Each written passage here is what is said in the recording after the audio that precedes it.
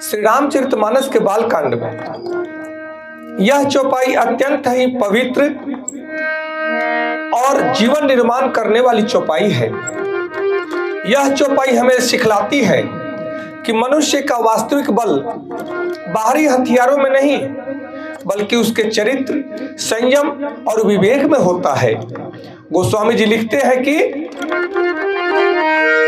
ब्रह्मचर्य व्रत संयम नाना, धीरज धर्म ज्ञान विज्ञान, सदाचार जप जोग विरागा, सदाचार जब जोग विरागा, सभय विवेक कटकु सबु भागा, सभय विवेक कटकु सबु भागा।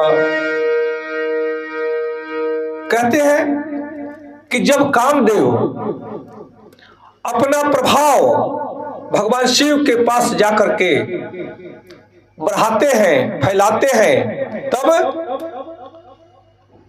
उस समय मछली के चिन्ह की ध्वज वाले कामदेव के कोप से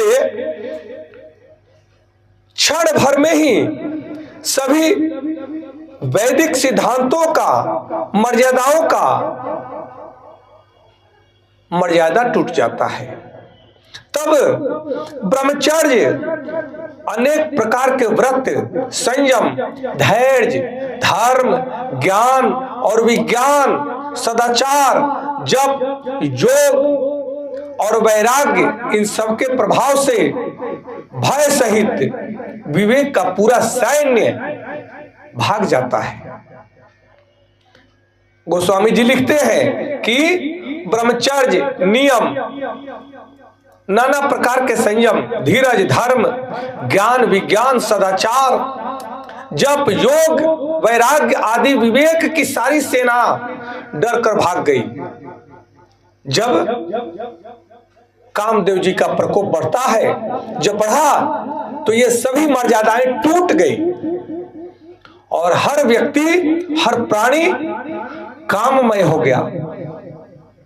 यहां पे दर्शाया जाता है कि जहां ये दिव्य गुण प्रकट होते हैं वहां से अज्ञान, भय, दुर्बलता और अधर्म स्वतः ही नष्ट हो जाते हैं, परंतु जहां प्रेम में सब मग्न हो गए वहां की सारी मर्यादाएं टूट जाती है, वहां विवेक भी समाप्त हो जाता है।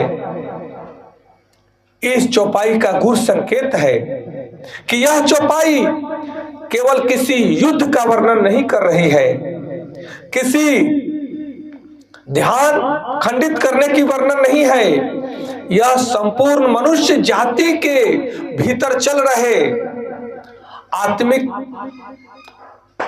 युद्ध और सद्गुण अर्थात आत्म तत्व में स्थित शिवत्व की चित्रण है।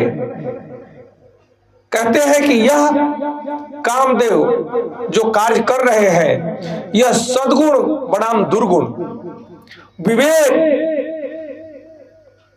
से वासना का युद्ध है, धर्म से अधर्म का युद्ध है, ज्ञान से अज्ञान का युद्ध है।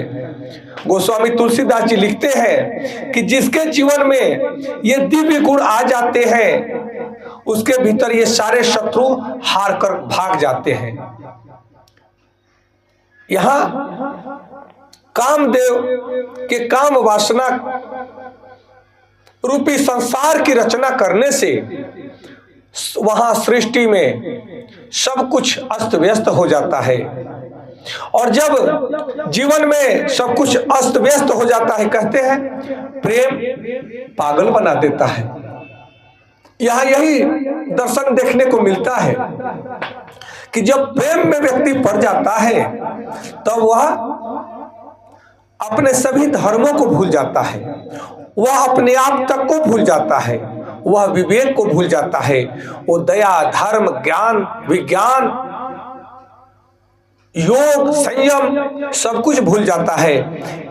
इस चौपाई में हमें यह देखने को मिलता है। ब्रह्मचर्य और संयम यही आत्मबल का जड़ है। ब्रह्मचर्य केवल दैहिक नहीं बल्कि दृष्टि का संयम, विचारों का संयम, वाणी का संयम, इच्छाओं का संयम, ये सब ब्रह्मचर्य के अंग हैं। जिसके जीवन में संयम है वह भीतर से अत्यंत बलशाली है, अत्यंत शक्तिशाली है। इसलिए अपने जीवन के निर्माण के लिए हर व्यक्ति को व्रत और अनुशासन का पालन करना अति आवश्यक है, क्योंकि व्रत और अनुशासन हमारे जीवन के निर्माण की नींव है। व्रत का अर्थ केवल उपवास नहीं बल्कि संकल्प पूर्वक सही मार्ग पर चलना ही व्रत है। जो व्यक्ति स्वयं पर शासन करना सीख लेता है वही संसार पर भी प्रभाव डाल सकता है। अनुशासन का भाव है। अनुशासन अगर इसका संधि विच्छेद करते हैं तो हमें मिलता है अणु प्लस शासन। अगर दूसरों की अनुपस्थिति में भी जो अपने को शासित करके चलता है, अपने पर शासन करता है, अर्थात जो अपने सिद्धांत पर चलता है, वही अनुशासन में रहता है। इस बात को ध्यान देने की आवश्यकता है। हम कई बार लोगों को दिखावे में तो हम बहुत अनुशासित होते हैं, परंतु जब हम एकांत में होते हैं तब हम हर शासन का दुरुपयोग करते हैं और हम अपने ऊपर शासन नहीं कर पाते हैं कि मैं तो अकेले हूं, यहाँ कौन देख रहा है। परंतु आपको ध्यान होना चाहिए कि वह परमपिता परमेश्वर हमेशा आपके अंदर भी विद्यमान है, आपके आसपास विद्यमान है। इसलिए दूसरों की अनुपस्थिति में जो अपने ऊपर शासन करता है, अपने को नियमित ढंग से चलता है, चलाता है, वही अनुशासन का पालन करता है। धैर्य और धर्म, जिस व्यक्ति के अंदर धैर्य है, जो धर्म के मार्ग पर चलते हैं, उनके जीवन का संपूर्ण संकट मिट जाते हैं। और संकट आते भी हैं तो भी वे ठहर नहीं पाते। इसलिए हमें अपने जीवन में सदैव ही अपने धर्म के मार्ग पर चलना चाहिए और उसके साथ में धर्म के साथ में हमें धैर्य रखने की आवश्यकता है। तभी हमारा जीवन निरोगी होता है, दीर्घायु होता है और हम अपने जीवन को सफल बना पाते हैं। धीरज अर्थात धैर्य वह शक्ति है जो मनुष्य को टूटने नहीं देती और धर्म वह दिशा है जो मनुष्य को भटकने नहीं देती। इन दोनों सिद्धांतों को समझने की आवश्यकता है। ज्ञान और विज्ञान अज्ञान का नाश करते हैं। ज्ञान अर्थात आत्मबोध और विज्ञान अर्थात व्यवहारिक बुद्धि। तो जिस व्यक्ति के अंदर ज्ञान और विज्ञान है अर्थात आत्मबोध और व्यवहारिक बुद्धि है, उसका जीवन हमेशा आनंदमय और श्रेष्ठकर होता है, क्योंकि ज्ञान और विज्ञान ये दोनों मिलकर मनुष्य को अंधविश्वास, भय और भ्रम से मुक्त करते हैं। और जो व्यक्ति अंधविश्वास से मुक्त हो गया, जिसके जीवन में भय नहीं, जो भ्रम में नहीं है, वही मुक्त है और वह सदैव ही अपने जीवन की उन्नति करता है। इस चौपाई का भाग है कि सदाचार, जप, योग और वैराग्य आत्मशुद्धि की अग्नि है। सदाचार का अर्थ होता है कि सही आचरण करना ही सदाचार है। जप का अर्थ होता है मन की सफाई और प्रभु में मन को लगाना, ईश्वर में मन को लगाना। योग का अर्थ होता है आत्म संयोजन। योग का भावार्थ होता है कि जो जोड़ता है, आत्मा को परमात्मा से जोड़े, जीवन को सृष्टि से जोड़े, अर्थात आत्म संयोजन करे, वही योग है। वैराग्य अर्थात आसक्ति से मुक्ति, किसी भी प्रकार के सांसारिक विषय वस्तुओं में चिपकना नहीं है। कार्य करे, वृद्धि करे, विकास करे, परंतु उसमें लिप्त न हो, चिपके नहीं, तब आप वैराग्य में रहते हैं। संसारिक कार्य करते हुए भी वैराग्य का जीवन जीना, यही गृहस्थ जीवन का परम धर्म है। जहां ये चारों हैं वहां दुख और पतन ठहर नहीं सकता। इस बात को ध्यान में रखने की आवश्यकता है। विवेक का कटक अर्थात भीतर की दिव्य सेना है। सभय विवेक कटकु अर्थात विवेक की सेना, जिसके भीतर विवेक जागृत है वह पाप, लोभ और क्रोध से डरता नहीं है और पाप, लोभ और क्रोध करता भी नहीं है। जब आप पाप, लोभ और क्रोध नहीं करेंगे तो पाप, लोभ और क्रोध के परिणाम से डरने की आवश्यकता क्या है। आज के जीवन में हमें इस चौपाई से सीखने को मिलता है कि आज मनुष्य पूछता है कि मेरे पास क्या है। यह चौपाई पूछती है कि तुम कैसे हो। आज संकटों का कारण बाहरी नहीं, हमारी भीतरी दुर्बलता है। हमारे अंदर संयम की कमी, धैर्य की कमी, विवेक की कमी, सदाचार की कमी हमें दुखी बनाती है, हमें व्यग्र बनाती है, हमें डिप्रेशन में ले जाती है। जिस व्यक्ति के अंदर धैर्य रूपी संयम है वह आनंद में रहता है और वह अपने कार्य को भली प्रकार करने में सक्षम होता है। एक छोटी सी प्रेरक कथा है कि एक युवक संत के पास गया और बोला, महाराज जीवन में शांति नहीं है। संत बोले, तुम्हारा बाहरी संसार नहीं, भीतरी संसार अशांत है। उन्होंने उसे जप, संयम और सेवा करने की विद्या सिखलाई। कुछ महीनों में वह युवक फिर आया। उस समय उसका जीवन बदल गया और वह आकर